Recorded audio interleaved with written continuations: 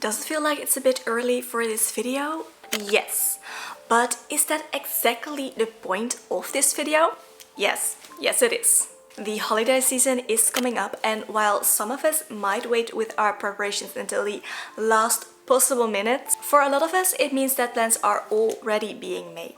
You might already be stressed or tired just thinking about all of the gatherings coming up and everything that comes with it, or you might really look forward to it. However it might be, especially with autism in the picture, being prepared is your best friend to make the most out of this upcoming holiday season, whatever that means to you. The funny part is the entire time I was preparing this, she was just sleeping.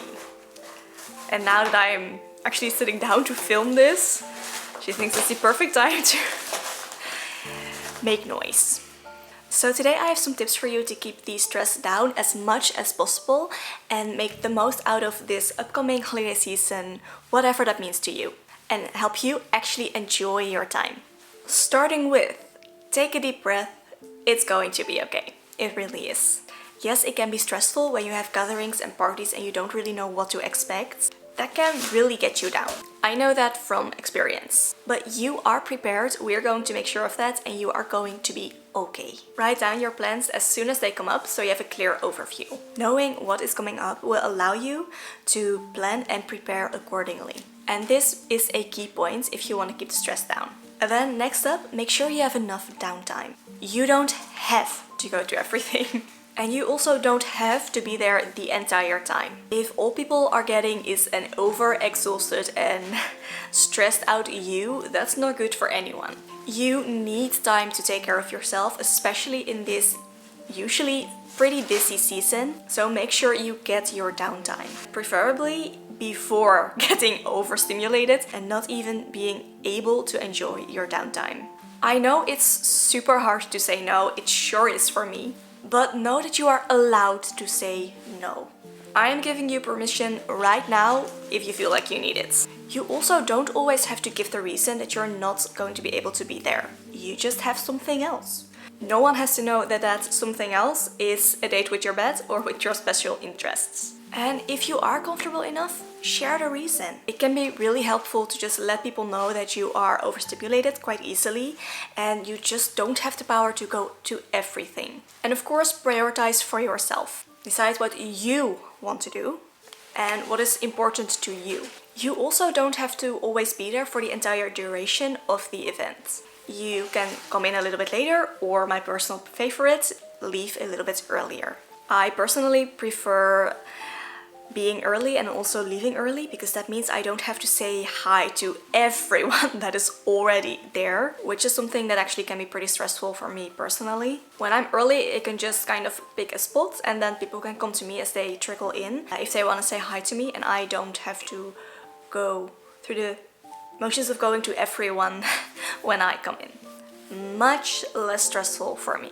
That said, make sure to let your host know if you're going to be late or if you want to leave early, because that's really the difference between being rude or being thoughtful. And really remember, if you don't want to, you don't have to share the reason. When you are at a party or at the gathering and things are just a bit too much for you, feel free to just step out for a moment, to just take a break. Go and get some fresh air or take a bathroom break. Just stepping out and taking a few deep breaths can actually do a lot to help calm down your nervous system a little bit and calm down your senses before going back in. Also, feel free to maybe find a calmer room. So maybe go and help out in the kitchen for a little bit to kind of get away from the noise that's in the main room. And talking about sensory input, if you are someone who struggles with sensory issues, you might want to take that in consideration in advance. For example, I will make sure to take my earplugs with me so I can use those when the noise is just getting a little bit too much for me. I will link mine down below in the description box if you're interested to check them out. And also what I find really helpful is think about what you're wearing. So make sure that whatever it is that you're wearing is comfortable and you feel good and feel comfortable when you are wearing it. There is nothing so bad for your mood as wearing something that's absolutely driving you crazy for whatever the reason is. So make sure you are comfortable, make sure you feel good in whatever it is that you are choosing to wear. Intimidated by small talk? You are not the only one. I am not a big fan of small talk myself, but it's just something that cannot be avoided in usually pretty much any social situation.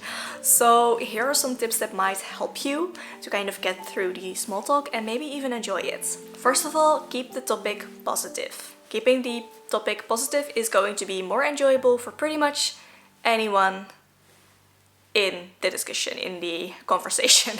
So maybe talk about the lovely food, or maybe a fun activity that you are doing, you're going to be doing. Try to find something that you and your conversation partner have in common. I mean, if nothing else, you're in the same room, so maybe find something about the room that you can talk about to them about that specific event. Really just try to keep the spirits up. I mean, you are at a holiday gathering after all. If you don't know what to talk about, keep in mind to just ask open questions. This will allow you to just listen to your conversation partner and not really have to talk about it yourself, which can be really quite helpful. Also, when you are the one talking and you notice the attention of your conversation partner wandering and kind of losing interest, it can be really helpful to ask an open question to kind of re-engage them into the conversation. Ideally, you want to ask a question related to the topic that you were discussing, but if you are just starting a conversation, you can always just ask how someone is doing. You can ask if they have read any good books recently, or maybe if they have any fun plans coming up. Usually these will get someone talking at least for a little bit, and you might even learn something interesting about them. If it's helpful for you, you can actually just make a list for yourself with questions you can ask during social talk. Just keep them open, light, fun, and positive. Also, for those who don't know, an open question is a question that you cannot answer with yes or no. You actually need a full sentence to answer the question. A question like, are you enjoying the food, is a closed question. Someone could just say yes or no. A better question to ask would be, I love the food here. What is your favorite thing that you've had tonight? Or what would you recommend from the spread? They will actually have to elaborate on their answer, and they cannot just say yes or no to your question. And hey, their answer might actually give you something else to talk about. And finally, I know for a lot of people the holiday season also comes with buying gifts. For me personally, I'm quite happy to say not so much. But if that is the case for you, make sure to make a list of everyone that you need to get gifts for. And it can also be really helpful to note down any ideas you have for gifts for them. For any gift giving situation, I actually just keep a running list throughout the years with ideas for specific people or just general ideas. So that's also a very helpful tip. But yeah, if you're making your list, note down maybe ideas that you have for each person that you need to buy a gift for. It can also be really helpful to note down the budget that you are getting for each gift. This will also help you in just budgeting in general for the upcoming months. And if they have a wish list, even better. Also, don't be afraid to share your own wish list if the opportunity comes up. It will actually just make the shopping experience so much easier for the gift giver, and as a receiver, you'll make sure that you actually will love the gift that you will get. And right around the same lines is, if it's not a secret who you are gifting to, just ask them what they would like. Ask them for a wish list. Honestly, I've never understood the not using a wish list for a gift giving situation. Like, it only makes sense. Why would you just randomly buy something for someone not knowing if it's something that they actually need or want? Yeah, I'm pretty passionate about wish lists, as you might have gathered. So that is it for this video. Those were my tips to help you survive the holiday season. Please let me know your own tips in the comments down below. I would love to kind of keep the conversation going in the comments and read all of your best tips. If this video was helpful for you, make sure to give it a thumbs up. It lets me know that this actually was helpful and you did enjoy watching it. Also, if you feel like it would be helpful for someone you know, make sure to share it with them. That really helps my channel out. With that, I wish you a lovely rest of your day and I will see you in the next video. Bye!